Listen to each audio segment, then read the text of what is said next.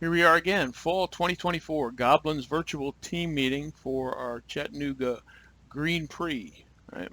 And I am, for at least this last race, this will be my last, Green Prix race director. Hold your applause. As I always mention, a location to look for information is the Green Spaces website. So if you go there, programs, Green Prix, and I'm already there, so you can scroll down, and they've tried to clean up and simplify the web page, so some of the old information should be gone. This video will be posted there, and race day information for you. While we're here, let's just pull up these Word documents. For those that have done it in the past, you've seen something like this before. Right now we have 11, which is a pretty nice number, 11 Goblins. What that does is it gives each team a bye to kind of gather their wits. So Appleton, lucky or unlucky, you get the first round bye. But what you'll see is the heat for that round. And so in the first round, first heat, Austin Hatcher versus Epson 373. And so those cars will go up, and you want to be ready to go in sequence. And we'll have cat herders in the staging area to help keep you on track. This should get us done, we're hoping before even 12:30. Give us a little more time, because this later in the year event, which was mandated by Volkswagen because they had a parking lot issue, limits us on daylight. So we want to get done early and call it a day. So this list will be in your information pack, and you'll see that each team is going to run against every other team once, and you will switch lanes. Some won't switch for a while, some switch back and forth more regularly, but those will be annotated as well to kind of equalize. There's just differences in slope and nuance to the two lanes, so that equalizes that as well. Okay? Total of 10 races, 10 runs per team, so 55 total. In the spring, it got long, no doubt, and it was hot. We had 88 races, so this will be a shorter version of that. Hopefully that's good for all. And then the other one, again, this will be on the website and in your packets, if I'm not mistaken. The overall flow of events, 7:10 is sunrise, just FYI, so we wait till the sun comes up at least, and then we'll get the drags and slalom races done before lunch, take our lunch break, and then default back into the 3 7-lap circuit races with a Group A and a Group B. With 11 cars, unfortunately, it makes an odd, even-numbered mix. But what we're going to do again, this race is pod, you guys, and the starting order is here on the sheet. So in this case, like Austin Hatcher, Group 1, Race 1, Group A, they'll start front, middle, back in those 3 pods. So no reverse qualifying, none of that stuff, okay? And I balanced it out where, believe it or not, everybody, this may be confusing, but everybody has a cumulative starting position of 11th. So first, 4th, 6th, is that? Yeah. So everybody gets, so it may look like, hey man, we're getting, put back one step further. No, everybody has a starting place total of 11th, right? Okay, let's go through the slides. And I always say this, but we're going to do it this time. We're going to make it quick. Okay, so yes, we've done that. The location remains the same, the west end of Volkswagen. So if you go in off Bonnie Oaks, Volkswagen Drive, 3/4 of the way around the roundabout, and then look for the signs, and you'll see all the race setup as you pull in. The parking area, all that remains basically the same as well. We have the same amount of space, so that mandates basically the same course setup. Pits toward the end down by the road. The courses up on the, I guess that would be the south end. Trailer parking, if you have it. With 11 Goblins, there should be plenty of room as long as we're not space hogs to park in the pits, and then spectators out in the gravel parking lot. And a good place to watch. We'll try to get people up as far as we can to watch the drag race, but there are some limitations just on safety, and it turns into a huge drainage ditch at some point. Okay? The courses themselves, I actually stole this map from last year, but it's basically the same. So again, your pits down here at the end, we'll steal this kind of infield section from the circuit race as a staging area, and that's where you'll move your car before the races start, and then as you finish each iteration of drag and slalom, you'll come back to your little stall there, not your full up stall, and then do your driver change and setup for your next run. Okay, so you'll have the team push the car. You can have as many people as you want push the car up toward the start line. But for the drag and slalom, you'll have a driver that runs both drag and slalom, and you'll have two pushers, one for the drag race, one for the slalom race. So you get up here, everything's situated. I'm going to talk to the starters for both drag and slalom to use a similar verbiage, cadence, 3, 2, 1, go, whatever they decide, so that the tempo remains the same. Especially, if you're switching drivers and pushers, we want it to be consistent.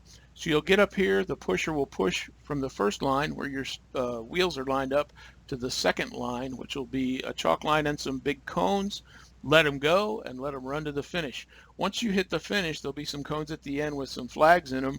Go ahead and come off the gas, bring the car to a nice controlled stop, and we'll have some cat herders down there getting you around the corner and setting you up for the slalom race. That's where your slalom pusher should pick up the car as it finishes the drag race and ease it on over and get set up for the slalom. And this should go fairly quickly, okay? So slow the cars to a stop, get the pusher.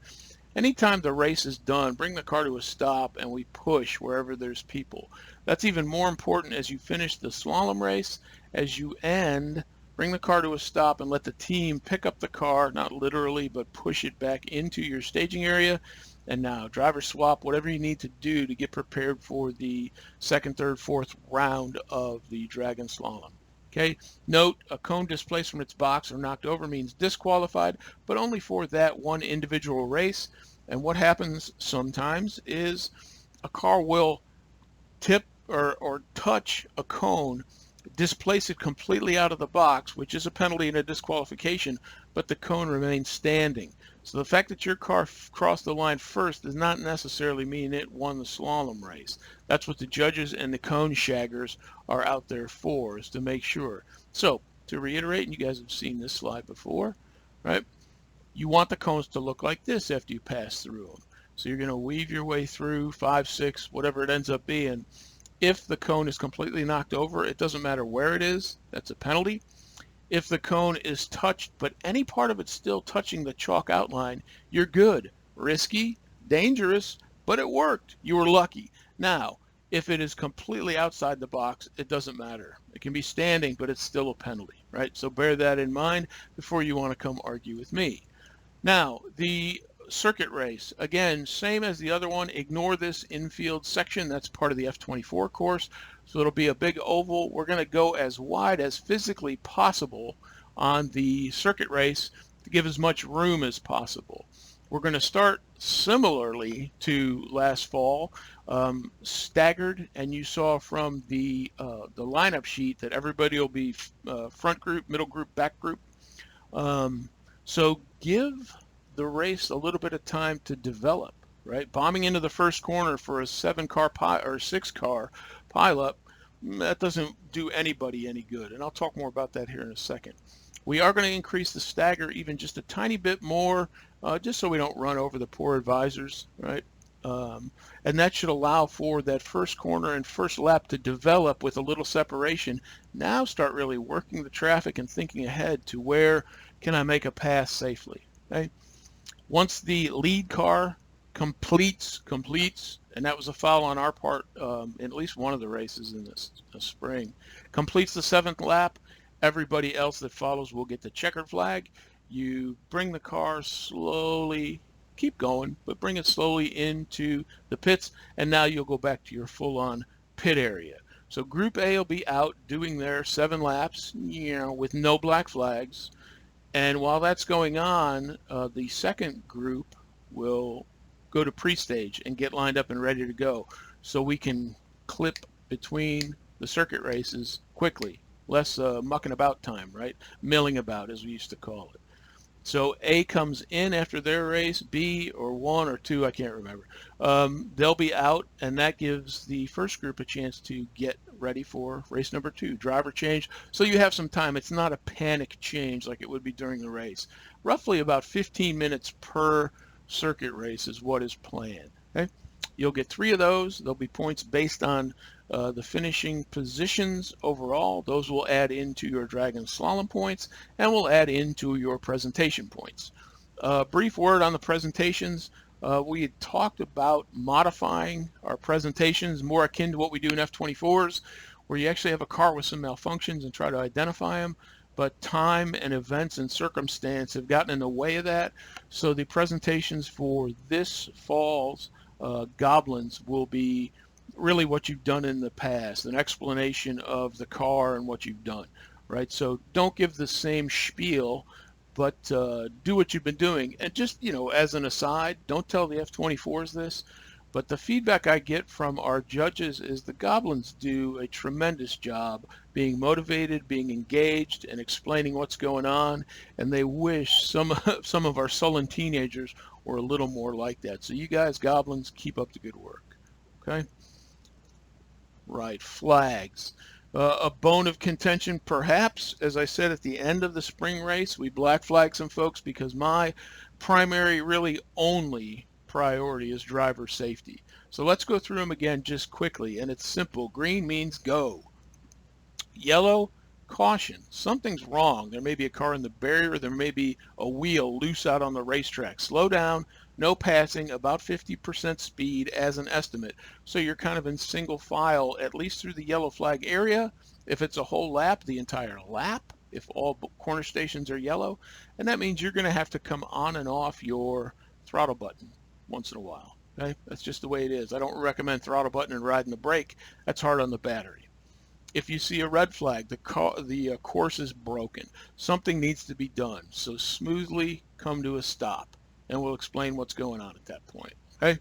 Now the black flag. That means an infraction. Something's wrong.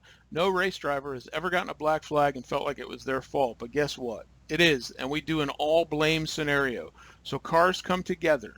Now, cars come together. Oops, I misjudged my space by 1 inch bump. That's different than crunch. Okay? And it is subjective, but our corner workers have done this a lot, and we're going to be a little more, how do I put this, proactive, a little more thoughtful on was that a bump or was that a crunch. Okay, now don't keep bumping and don't crunch, but if you do get a black flag, you'll see it pointed at you. The offending car, because usually there's two to tango. If you're not sure, hey man, I don't think I did anything wrong. I'm not sure. That might have been a black flag for the car right behind me. If you're not sure, do another lap. We're not going to yell at you for that. You come around a second time, black flag's pointing at you. Oh, bummer, it was me. Okay? Pull into the pits, under control. Your team will pick you up. Don't crash into Bryce. Push you to the driver's coach area. The driver's coach is going to ask, what happened? What happened is not an accusation of you being a bad driver. It's a question. What happened? Okay? If you go, well, man, I thought I had room. I really didn't. I bumped him and I spun out the car in front of me. It was my fault. Okay, good. Go. Right? If you come in and start raging, or the other reason, again, back to safety, if you come in and look, having a bump with the barrier in these cars and it grabs the steering wheel can shock the system. So if you're not feeling up to it, that's another reason to come in and just take a breath. Heck, maybe just say, you know what, we're done for this race and we'll reset for circuit race number 2. With that many cars in each circuit race, it's not the end of the world if you don't have one of the 3 go all that well. Okay, so again, what happened is not accusatory. We're here trying to help and to make sure the car and especially the driver are in one piece and safe. Okay. So my final bullet on that, even in a 7-lap race, you can't win in the first corner, but you sure can lose it. So with that stagger into the first corner, judgment. I don't have room yet, but my car is a little faster, so I'm going to wait till the back straightaway. I'm going to wait till lap 3 and really set up a clean, nice pass and then keep going, right? That's what racing is, 95% mental, right?